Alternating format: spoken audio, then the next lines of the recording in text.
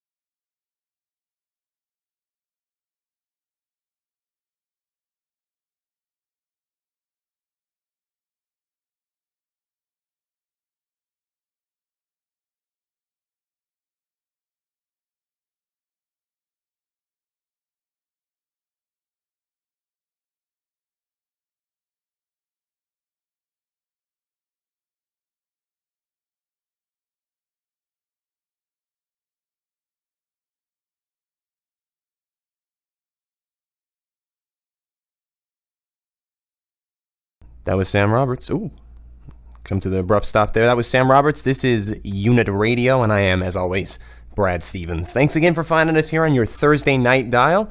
And again, for the next 2 hours here, as per usual, from 8 to 10, I'll be guiding you through some of my favorite tunes, and maybe some of yours. If you want to reach on out there, I'm, of course, live. And by live, I mean I have my phone in front of me, as we all do. They're at Instagram, at UNITRADIO. And that's just like it sounds, UNITRADIO. And again, I'm Brad Stevens. So, of course, to start us off there the week, of course, that was Sam Roberts off of, I believe, his debut release. That would be This Wreck of a Life. That was the closing track. And I often, some of my favorite albums, one of the key features that I really love is the fact that they have such an intense, poignant, memorable closing track.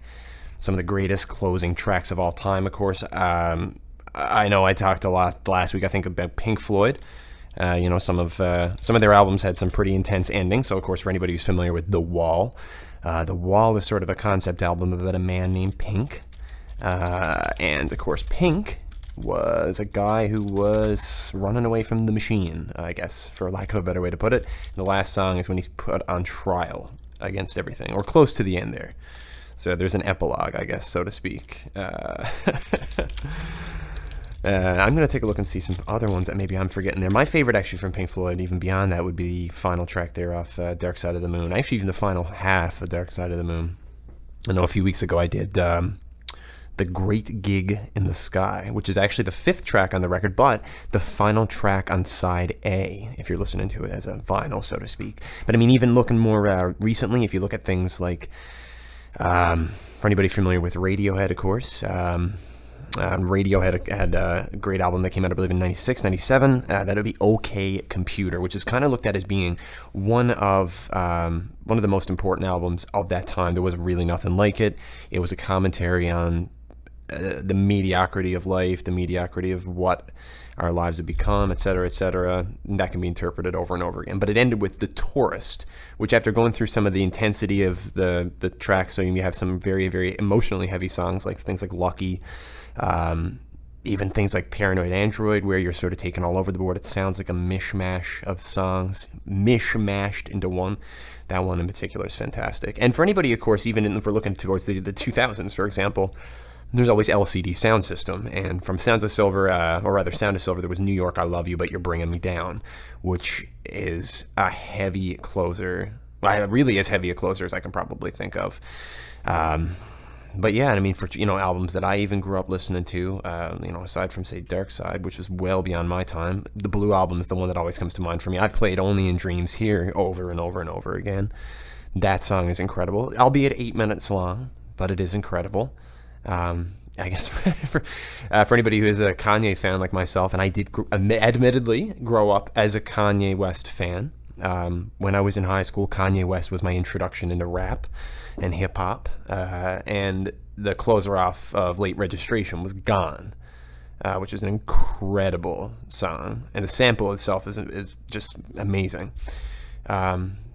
Maybe the 90s and 2000s were great for closing tracks, but I mean, it even goes way beyond that with stuff like, say, Sgt. Pepper's even went way back, and of course, A Day in the Life is a classic in itself, even for people who may not necessarily be a Sgt. Pepper's fan, or, for that matter, may not even be a Beatles fan. But that song is almost undeniably excellent, or at least that's as much as I can think.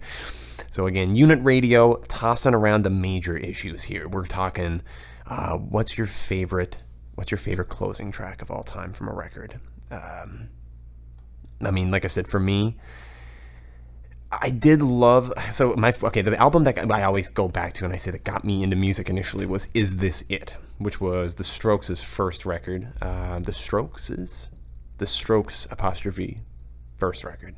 And the closing track off that first record, Is This It?, was called Take It or Leave It. Now, there was a couple of different, I think there was a switch out of tracks somewhere in the middle there where I believe the UK version, which came out a little early and had a little more of a risque cover, they actually had a track called New York City Cops, which was kind of a commentary on New York City cops, as I'm sure you can imagine. It actually came out around the time, shortly after 9/11, just I believe a year or so after, and that actually got cut from the American release at the time and got replaced with another song. Which, again, it's like more of a commentary of what was going on at the time. The one that I think of for me, the first closing track from the first concept album that I ever got into was the Mars Volta. And the Mars Volta had a record that came out, ballpark it here without looking it up, but I'm going to say 2003. So I believe it was called Deloused in the Comatorium. And that record came out in 2003. So that record was actually a tribute to a friend of theirs who had passed away. And it was sort of a tribute to his tortured mind, for lack of a better way to put it. It was a concept album written about a man fighting, and again, this is going on like a rough translation without digging too deep here, because I know there is a full mythos to this album. But from memory, I can't believe I listened to this in high school. It's a record about a man who goes into a coma, and he fights demons, and ultimately, I believe he fights the ultimate demon itself, and that kind of is where the album goes towards the final track and the closing track, which is Take the Veil. Now I'm gonna have to look this up to make sure I get it right here. Take the Veil, Serpentaxed. Now I don't know if there's a mythos. I don't know if there's a mythology for Serpentaxed. Probably something, I'm sure. Yeah, he's the protagonist of the Mars Volta album. So yeah, okay. So Serpentax is taking the veil from whatever. Yeah. So obviously, like I had a really strong understanding of what was going on in the story. But regardless, yeah. So it's based on a short story written by actually the sound manipulation artist, which of course every band has, and the lead singer Cedric Bixler-Zavala. Let's take a look here. Serpentax was alluding to the death of their friend Julio Venegas, who was actually passed away at the age of 24. But it's an incredible album. That in itself, another one, an 8 to 9 minute long song to close it out, but an epic in its own right. That album almost has it has a very unique sort of jazz-esque feel. And I could never quite put my finger on exactly what it is about that record. That I really kind of related to, because at the time I was listening to, say, garage rock or even garage punk. Like I said, bands that started with the Mars Volta, I guess. But these guys were almost like a jazz fusion band. There was a lot of Latin rhythms. Of course, they did have some. Obviously influences coming in where they had Flea. I believe it was the recording. Or rather studio artist for the bass. It says here, actually, yeah, double check. Yeah, okay, so he didn't do 2 of the songs on the record, but everything else he actually played bass for. And if I'm not mistaken, he actually came back for their second record, Francis the Mute, and he did a couple of trumpet tracks. For those of you out there who didn't know that, Flea was actually incredibly talented, aside from his penchant for being on stage without a shirt, which is, that's fine too. We've all got to be famous for something. Bruce Springsteen tells stories for the working man. Everybody's got a hobby, I guess. That's great, though. So yeah, I'm gonna, I actually started the show a little bit late tonight. I did have a few minor technical difficulties. The technical difficulty this week that I ran into was that I brought my laptop. I had too many tabs open, and I had to close it and restart my computer because it was way too slow. So that is entirely my bad, but to make it up to you, let's play some sweet tunes. So actually from, again, probably my favorite hip album, World Container. This is the self-titled track, World Container. And again, for those of you just tuning in, please stick around. This is Unit Radio, and my name is Brad Stevens. There's plenty more hot jams to come. There's a world... Mid-2000s release. That's the angelic voice of Mr. Jim Jones, I believe. And that's My Morning Jacket with Wordless Chorus. And I know we've been talking a lot here on Unit Radio, and again, I'm Brad Stevens. Thanks for sticking around. We've been talking a lot about closing tracks off of records this evening. That actually is the opening track off of Z, which is probably maybe, I don't know, maybe it's considered to be their magnum opus, but I would certainly consider it to be their magnum opus. Although they're a diverse band with a great catalog, a lot of I got a lot of great things to say about My Morning Jacket. So for those of you who are just tuning in, thank you, of course.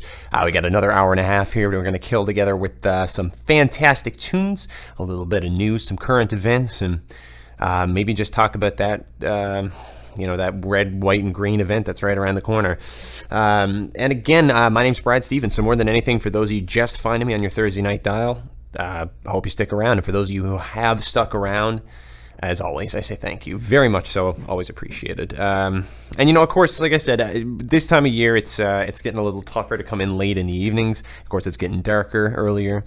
I don't know. Like I've been finding I've been really tired lately, and I think 100% I'm going to blame the fact that right now I'm starting to get up a little earlier in the mornings, which means I'm getting up in the darkness. I'm kind of going to work all day, and by the time I get off, the sun is kind of starting to set. So that's your whole day.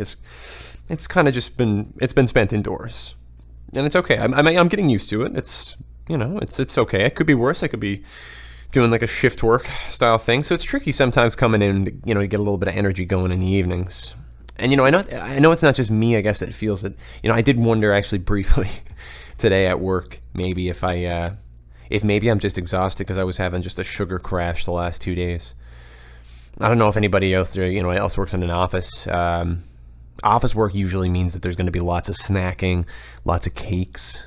Any opportunity that somebody can have cupcakes or cakes, or especially if you have somebody on your in your office who actually loves to bake and really loves to show off. That's great. Sometimes I'm that guy, and that's a lot of fun. It's really fun to be that guy. It's also really fun to have someone who is just that person naturally in their day-to-day lives. That's fun too. I really like that personally, and I got a few of those in my office, which is great. And this is the time of the year, of course, that things are going to start getting a little bit busier, and there's going to be a lot of downtime, I guess, of course, getting into the holidays. And of course, I say getting into the holidays because I want to imply that we haven't yet reached the holidays, in spite of what I am hearing from people that I'm surrounded by. So I'm just going to go ahead here live in the air because I just want to double check. I'm not 100%. This is a unit radio first here. Let me try this out. Let's see. There we go. www.isitchristmas.com. And the answer is no. The answer is no, it's not Christmas. Okay. All right, so now that we've got that answered, it's not Christmas, everybody. So I know everybody, and I don't want to be a Grinch because I am, and I know this in my heart of hearts that I can be a little bit of a Grinch sometimes about Christmas and things. That's not to say that we're not going to celebrate Christmas here on Unit Radio. So I don't want anybody out there in Radio Land to get their pitchforks or their, whatever the festive equivalent of a pitchfork is. And I don't want anybody feeling like they got to march on in and straighten me out and put me on the Christmas path towards holiday cheer, etc. Because I'll get there. I'm on my way there, and I get happy about Christmas. I love Christmas. It's fun. It's good to see people that you don't normally spend that much time with. It's always nice drinking some slush with your extended family. Getting to spend some time with your friends, relatives that you might not normally get to see, for better or for worse, So it can be a pretty magical time. It can be a lot of fun. And this is again just my personal feeling, when you start to decorate on the 2nd or 3rd of November, I just feel like it takes the specialness out of it. I feel like it's like your birthday. You only have one birthday a year, and it's one day. And that's what makes it so special, because there's 365 or maybe even 6 days. And that one day is yours to waste or squander however you wish. And I do every year. Do I regret it? No. It's great. Now, if I had a birthday every other day, and this is coming from somebody who loves to treat himself. I do. I love to take care of myself. I like to make sure I got the best of things, and I'm always looking out for me. I'm a little selfish in that way, and I think we all are. Or maybe we all should be a little bit. But more importantly, you don't want to overdo it. So, I'm not going to stomp on anybody's Christmas cheer. If you dragged the tree out of the, and I mean the disposable fake tree out of the closet this weekend, if you started to get everything set up, if let's just say you made plans to hang out and Christmas decorate this weekend, that's great. That's awesome. Live your best life. But just think about how special Christmas is, and you don't want to overdo it. You want Christmas to be a special, unique time. And to me, unique means I can differentiate it from the rest of my life. So I guess if I'm always obsessing and happy about Christmas, and then, and if I'm celebrating it, say, for 2 months or 3 months straight, then it's not really that special, I guess, is it? Maybe I'm wrong. I have a coworker who, she messaged me on the 25th of June and said, ho, ho, ho, 6 months to go. So, it really is to each their own, I guess, on that one. I'm going to get some hate mail, probably. That's okay. I do love Christmas, and I think Christmas cheer is great. And you know what? As a public service announcement here from Unit Radio, just to turn this whole Christmas hating train around, I'm going to throw you guys out there in Radio Land a bone. You guys ready?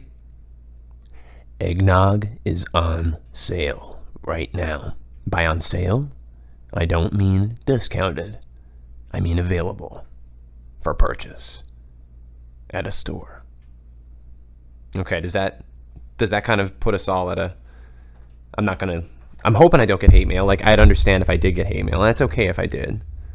I understand, I'm the idiot here. And now I'm trying to backtrack and I'm stumbling. I mean well, and I do love Christmas. I'm sorry. I really do. Slow down, orangutan. Yeah, I know. Sorry about that. I'll back myself up there a little bit. So, I mean, yeah, Christmas is a great time, like I said. And I come from a small town in Newfoundland as well, which means that all of my friends are going to get back together. We'll all conglomerate and do the Christmas thing. And that's always fun. I do love a good Christmas, I guess, for lack of a better way to put it, it's going to be a tangly time. You know what I mean? And that's okay, too. That's fun. I mean, everybody loves Christmas for that reason. The issue is, I guess, it's going to be a little bit busier. It might be harder for me to do the show. Or maybe I'm just going to be coming in and I'll be tired. I mean, I'm already tired right now. I don't know. I went and got a coffee before I came here and had a coffee. I had a decaf coffee. Oh, man, I'm really, really driving away you guys here tonight, aren't I? Whew. I had a decaf. And you know what? I don't hate decaf. Decaf coffee is just coffee that everybody hates for some reason. And you know what's great about decaf coffee is nobody orders it. So there's always lots of it, and it's always piping hot because no one ever orders it. If you order decaf coffee in most places, they usually have to make a batch. Does that make me the worst person ever? Absolutely. But do I always get a fresh cup of coffee? Absolutely. And that's fun too. So, that's or at least fun for me. It's definitely not fun for people who have to make brand new sets of coffee for me. Sorry about that, everybody. I do mean well. Yeah, I'm that guy. Sorry. So I guess to move us along a little bit more here, I did want to play a song. This is actually one I was going to play last week, and we ran out of time there. I wanted to get in, of course, squeeze a couple of extra tracks there into the local flavor segment.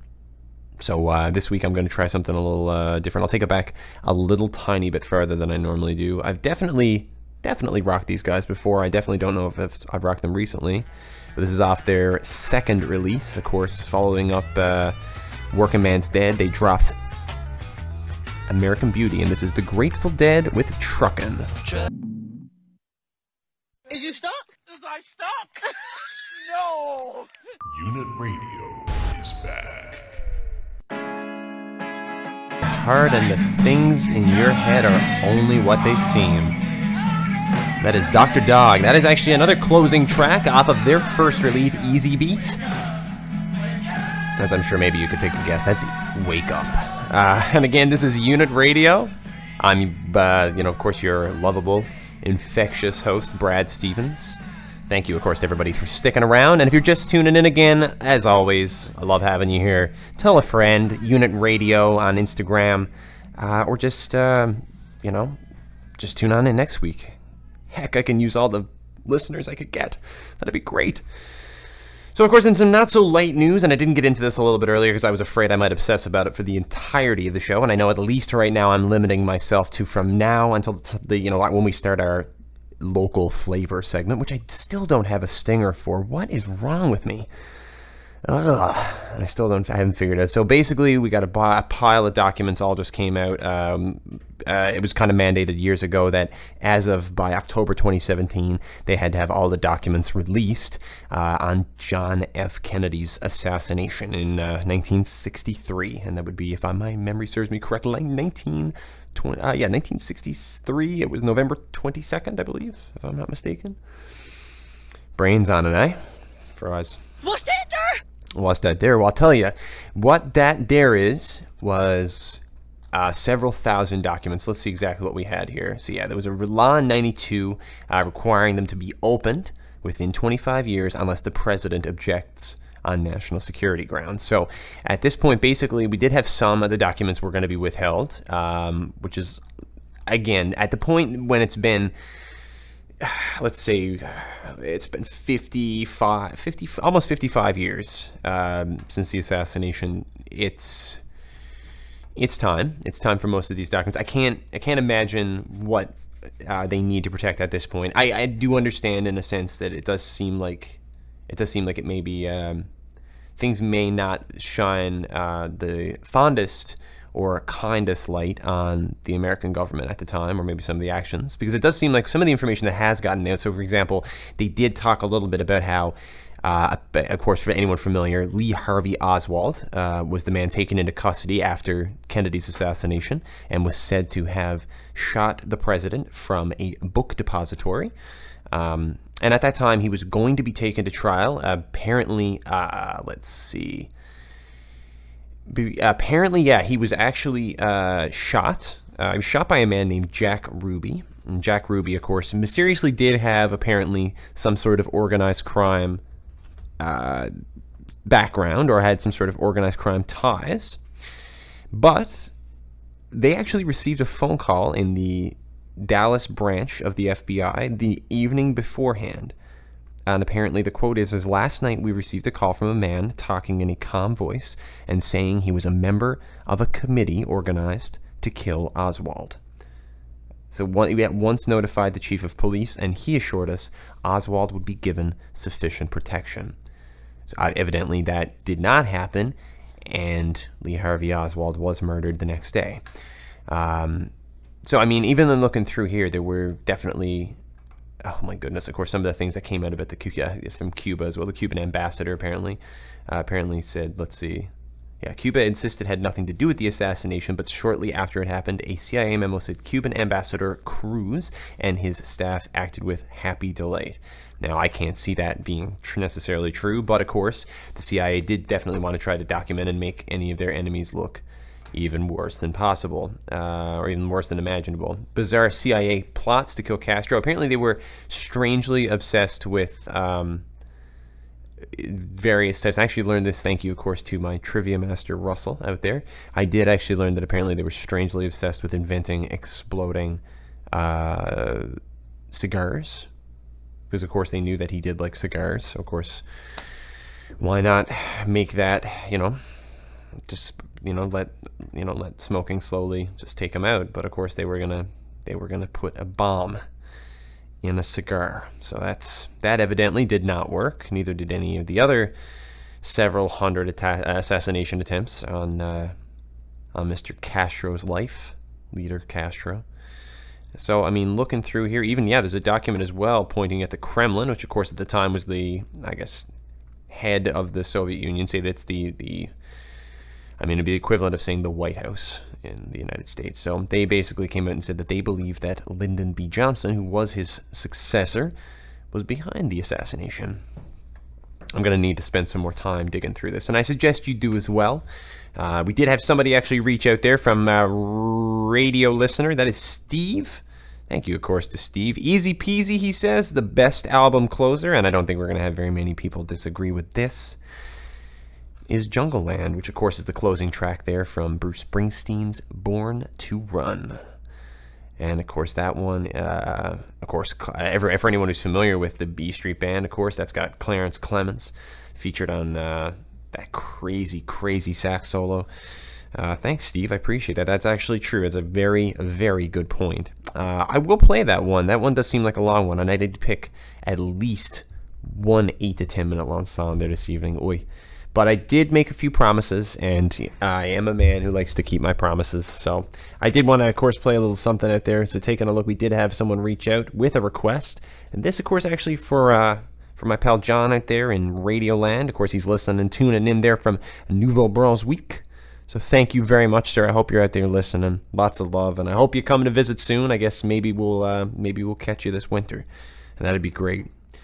In the meantime, this one goes out to you, of course, sir. This is the Hold Steady with Stuck Between Stations. And, of course, for those of you out there, don't get stuck between stations. Flick around if you'd like. I don't want to glue you here, but I'd love to see you come back to Unit Radio here on CHMR.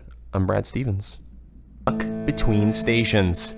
And, again, this is Unit Radio. Thank you again to John out there listening in Radio Land. Always tuning in, always with the hottest of jams.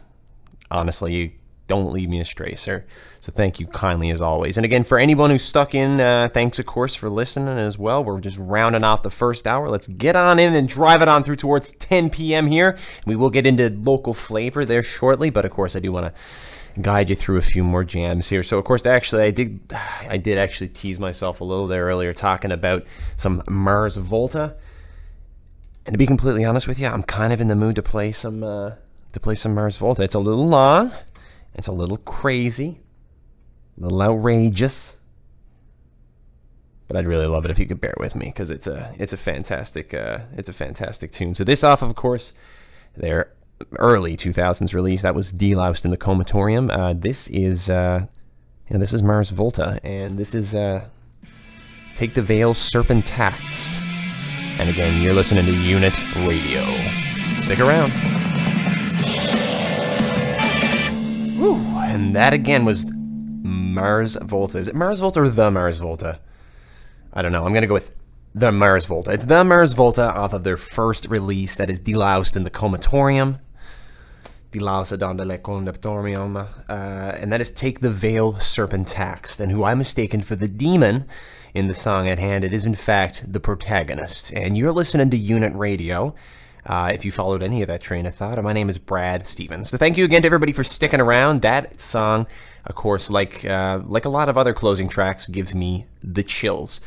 And thank you, of course, to the couple of listeners that did reach out there as well. And I mean, like I said, it's something to do with a closing track. Maybe it's the association with it being the finality of the album. What's even funnier, actually, is I was going through some Google documents that I had and just stuff in my Google Drive, in the cloud, and just things I'd written. And I actually found an old episode of a talk radio show that I wanted to do before this whole Unit Radio thing came to my mind. And it's, I ended up sitting down and reading it all. And it's so funny to look at now. Like, when I come in now, so anyway, anyone who sees me walking around, I have like a... So from upstairs at the attic, one of Munsu's many fantastic services, you can actually get a little pack of those exercise books, those little scribblers that said Canada on them from Hilroy. So I usually pick up a couple of those, and I go around writing my episodes in those. And I usually write the set list, and I have a rough idea of the songs or the bands that I'm going to play, and I just sort of play it by ear when I come in sometimes. But I ended up finding an episode of a show that I wrote, and I'm thinking about bringing it in and maybe trying out the first half hour maybe next week, or maybe kind of letting that be maybe the beginning of the second hour of the show. So it's kind of a half-hour show. What's kind of funny is I actually wrote full talking points for myself. So like I wrote it, and underneath each song there's a paragraph that I wrote, and I actually had a list for the band. Like I had a spec sheet for every band and all the members and what they played, just to make sure that I would know exactly what I was talking about. Which is kind of funny because now I literally just come in with next to nothing. I actually had 4 talking points written down that I wanted to talk about. I've only talked about 2 of them, which is what happens most weeks. I still haven't apologized for week 3 when I, let's take a look. What was it I did? It's something I was supposed to apologize for, I'm pretty sure. Oh well, if I remember one of these weeks, I'll come in and I'll make sure to apologize for it, because I'm sure it was a really big deal. I'm sure we got a lot of hate mail about it. But yeah, I mean, I came in here tonight, and most of what I've been talking about has been something that I literally made up the second that I turned the microphone on. And that's kind of the fun thing about radio.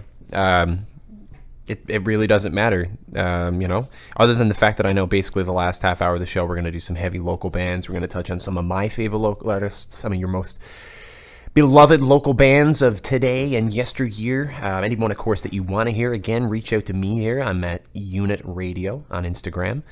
But I mean, you know, like I ended up talking about JFK here. I have something from a few weeks ago. I'm supposed to talk about, what was it, how nobody says BRB anymore, because we're all on our phones and we never actually really walk away from the conversation. When you used to say "be right back" to somebody on a chat, you were getting up and physically leaving the chat, and we never leave the chat anymore. I thought that was brilliant. Anyway, I'll touch on that another week. But then moving right along, of course, there, before we do get into our local segments, I guess really, I might as well throw you another track there, because it's going to be all local from here on out. So actually, I guess, let's take a little peek. There we go. Another song from, I guess, my youth here. This is from years back, and I'm going to be honest, actually. I hadn't thought about this song in years until I saw it a little bit earlier, and I started poking around, and these guys, I guess, are a little bit of a one-hit wonder. They did have this one hit that came out, I'm going to guess, around probably 06. Feels like probably when I was probably in the high schoolish age. I'm dating myself there, but excuse me. This is actually off, to my knowledge, their first release. It's called Love Will Break Your Heart. This is The Stills with Lola Star and Stripes. And again, you're listening to Unit Radio, and I'm Brad Stevens. Stick around after. We've got local flavor there. Dr. Dog off of Shame Shame. That is Jackie Wants a Black Eye. And of course, you're listening to Unit Radio. Thank you, of course, to everybody who's stuck around this long. I do appreciate it. And, of course, rounding off into the last half hour of the show there, we are going to get into my little local segment, and this is Local Flavor. So I like to kind of try to highlight as many of my favorite local acts, bands that I love, or, of course, bands that you tell me about, which will be great, or bands that want to just shamelessly promote themselves, and that's also okay with me. But I'm going to shamelessly promote some of my favorite bands. So I guess to start things off, with no further ado, I do have, let's see here, we've got Mr. Tom Coombs. Tom, of course, is no stranger to the city. Anybody who has probably graced the, formerly the Levee, or, of course, even the Ship late on a Friday or Saturday, you've probably seen Tom and the Tomcats, cleverly named. But, of course, Tom has got a number of albums. Actually just got back from a solo tour, I believe. Was actually doing it with a couple of other singer-songwriters. This is off one of his earlier releases. I believe it came, let's see. Boy, oh boy, I gotta get my facts straight. This was from March of 2012. This is off a release called For Lovers and the Lonely Alike. Again, from Mr. Tom Coombs, this is Tarnished and Tainted.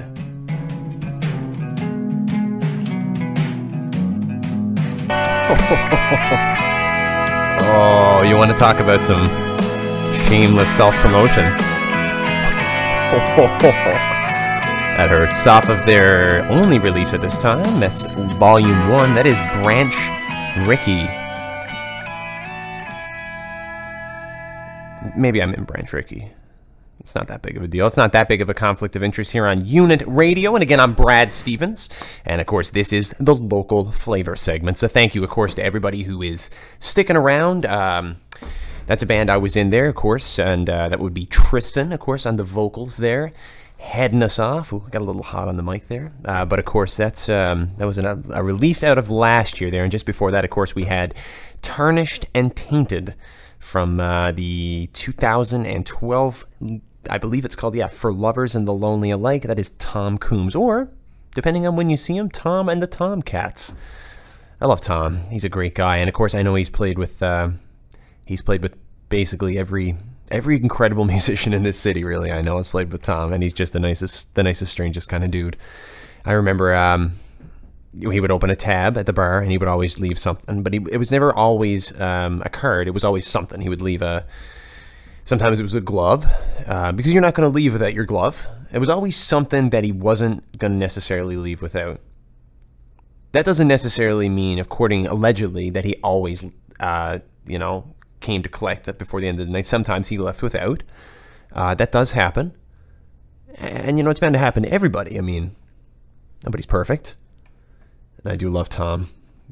And, of course, to move it along, I mean, in his band there as well, or, in a couple of groups, I believe in another group actually as well, a two-piece called Trouser, with the fine gentleman Leon. Leon is in Branch Rickey with me as well. Oh, what a small music scene we have.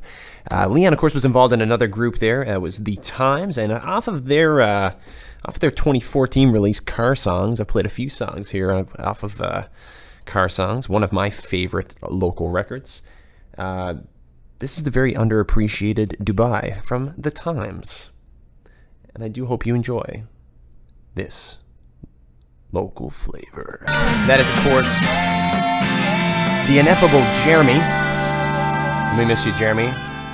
Off The Times 2012, 2014, possibly release, Car Songs. That is Dubai. And this is Unit Radio, and you're listening to Brad Stevens here in studio for the final roughly 15 minutes or so. And thank you, of course, to everybody out there who has stuck around for the last however long I've been talking, and for bearing with me being a little late there with a few technical difficulties with the ordinateur. But thank you, of course, for more importantly just sticking around. And tell your friends, of course, to tune in back, next week, of course, for Thursday night from 8 to 10, or just follow me there on Instagram at Unit Radio. Coming up next here, of course, actually, that was, again, The Times. Just before that, of course, we did have Branch Rickey with Little Diddy, and Tom Coombs with Tarnished and Tainted. So coming up next there, this is off another self-titled, another 2009 release, so dipping a little farther back, even farther back, actually, than I was probably really kicking around the music scene. Ooh, what a youngin'. But this is My Trick off Cujo's Cujo, and again, you're listening to Unit Radio. That was Cujo off their self-titled. That is My Trick, and again, this is the local flavor segment here of Unit Radio, and again, I'm Brad Stevens. Again, we're rounding right into the last 10 or so minutes here. If you do have any requests, keep them to yourself, because I got my own set list. Thank you very much. So last but not, or lastly, let's say penultimately here, depending on how this thing goes, I'm going to throw you into a song that I've done a couple of weeks past, or prior, or previous, depending on your sway there. But this is off of the Allie Duff and the Happy Campers, I guess self-titled. Is that self-titled if you leave Allie Duff out of the album title and she, I don't know. Anyways, this is off of Happy Campers. This is Allie Duff with 6 a.m. and you again are listening to Unit Radio. And again, that is Allie Duff and the Happy Campers, and that is 6 a.m. And I say that I actually like that tune as if I don't like all of the tunes that I play. Nope, this is my show. I'm Brad Stevens, and this is Unit Radio. And I don't call it Unit Radio for nothing, because I am a unit. And I'm going to take one really quick break before we come back there to round off the last half hour. I do need to do a little quick promo and all that housekeeping stuff. Unit Radio, of course, folks. Stick around. We will be back in just a moment as soon as I click this button. Bye. That was the Pre-Raphaelites off their self-titled Pre-Raphaelites. What is a Pre-Raphaelite? It's something. It sounds old. But they're young, and they're unfortunately not together any longer. From their only release, that was Baby Boy, Baby Girl, which, if I'm not mistaken, was actually a song written for the drummer's sibling who was having a baby. And maybe it was a boy, maybe it was a girl. And that baby is probably old enough to buy me a beer at a bar now. And this is Unit Radio, and I'm Brad Stevens. Again, for anybody who has stuck around, I do genuinely, truly, honestly, unabashedly, unequivocally appreciate it. Thank you so kindly. And to those of you who've discovered me for the first time this evening, come back again next week from 8 to 10 here on your 93.5 FM dial, or at www.mun.ca/CHMR. And, of course, throughout the week there, if you want to reach out to me there with any questions, requests, insults, if you just want to troll me, it's fine too, at Unit Radio on Instagram. So just hit me up there. And that'll be me signing off here for the week. And that was your local flavor segment. And again, man, it was Pre-Raphaelites, Allie Duff, Cujo, The Times, Branch Rickey, and Tom Coombs. So thank you to all of those. I'm going to give myself a little Self high five on that one. Closing us out here, of course, another Canadian act here. This is from Set Yourself on Fire, and this is Stars with Calendar Girl. Come back next week.